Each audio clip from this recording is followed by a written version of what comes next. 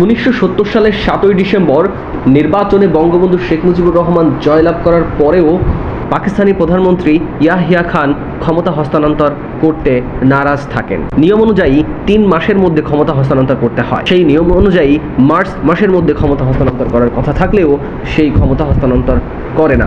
এই জন্য 2রা মার্চ থেকে 25শে মার্চ পর্যন্ত পশ্চিম পাকিস্তানিদের বিরুদ্ধে পূর্ব পাকিস্তানিরা যে আন্দোলনটি পরিচালনা করেন সেই আন্দোলনটি অসহযোগ আন্দোলন নামে পরিচিত। যখন অসহনীয় মাত্রায় চলে যায়, নির্যাতন নিপীড়ন যখন মানুষের উপরে সহনীয় পর্যায়ে থাকে না, তখনই পূর্ব পাকিস্তানিরা পশ্চিম পাকিস্তানিদের বিরুদ্ধে অসহযোগ আন্দোলনের ডাক দেন। এই আন্দোলনের পরিপ্রেক্ষিতে 7ই মার্চ বঙ্গবন্ধু শেখ মুজিবুর রহমান রেসকোর্স ময়দানে তার বিখ্যাত ভাষণটি দেন, যেখানে 7.5 কোটি মানুষের মধ্যে প্রায় 10 লক্ষ মানুষ সেখানে উপস্থিত ছিল, যা ইতিহাসে আর কখনো দেখা যায়নি। সেদিন রিক্সা শ্রমিক, রেল শ্রমিক, পাট শ্রমিক, বুদ্ধিজীবী, শিক্ষক, সাধারণ শিক্ষার্থী সহ দেশের সর্বস্তরের মানুষ যোগ দিয়েছিল সেই ভাষণ শোনার জন্য।